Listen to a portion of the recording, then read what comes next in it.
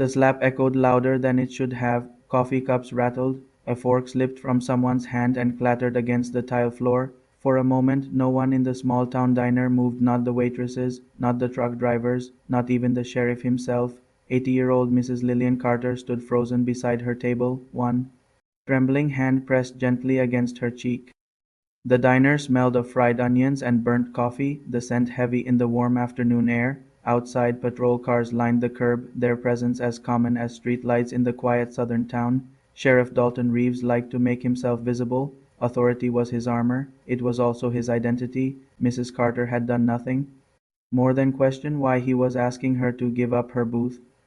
"I've been sitting here every Thursday for 30 years," she had said softly. "My late husband and I used to share this pie." But Dalton Reeves saw something else. He saw defiance where there was none. He saw an opportunity to assert dominance. When she refused to move, he leaned closer. Words were exchanged. They were sharp, unnecessary, and soaked in prejudice. And then, without warning, his hand struck her cheek.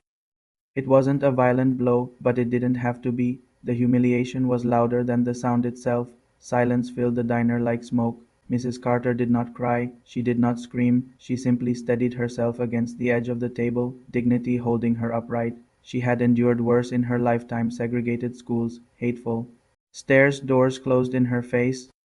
But age had not hardened her.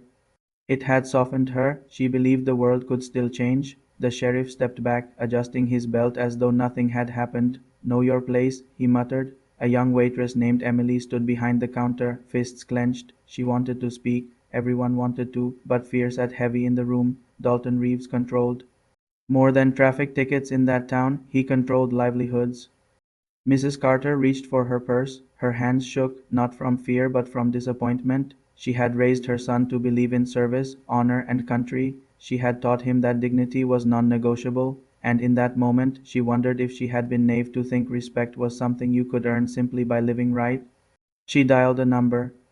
Across the country, hundreds of miles away, Lieutenant Marcus Carter stood on a coastal base, the ocean wind whipping against his uniform. He was home on leave, but not resting. Navy SEAL training never truly left a man. His phone vibrated. He smiled when he saw Mama on the screen. That smile faded as he heard her voice, not crying, not angry, just quiet. "Marcus," she said gently, "I think you need to come home."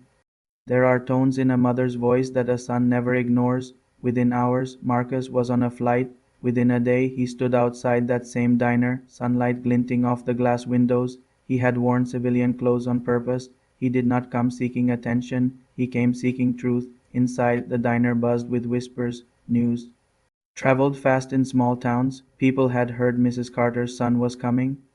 Some expected fury, others expected revenge. Marcus walked in calmly. He saw the faint redness on his mother's cheek. His jaw tightened. His training had prepared him for chaos, for combat zones, but nothing prepares a son for seeing his mother disrespected. Sheriff Reeves was seated at the counter, laughing with two deputies. Marcus approached him quietly. "Sheriff Reeves?" he asked. Dalton turned slowly, sizing up the tall man before him. "Can I help you?" Marcus extended his hand. "Lieutenant Marcus Carter, United States Navy." There was a pause. The room held its breath again. Recognition flickered across the sheriff's face. "And you're here because?" Dalton asked, his tone still edged with arrogance. "Because my mother was struck in this establishment yesterday." The air shifted. Marcus did not raise his voice. He did not threaten. He simply laid a folded document on the counter, an official complaint already filed with Internal Affairs, accompanied by witness statements. Emily had bravely gathered those statements that night. "I believe in the law," Marcus said evenly. "That's why I serve. But the law must protect everyone, or it protects no one." Dalton's confidence began to crack. The moral tension in that room was palpable. Some townspeople silently questioned whether Marcus should handle this privately. Others believed justice required public accountability. Marcus chose the harder path. He stepped back and let the system work. An investigation followed swiftly. Witnesses who had once been afraid found courage in Marcus's composure. Even one deputy admitted the slap had been unnecessary. Days later, Sheriff Reeves was suspended pending review. Mrs. Carter returned to her Thursday booth the following week. The pie tasted the same. The coffee still smelled burnt, but something had changed. Respect sat at that table with her now.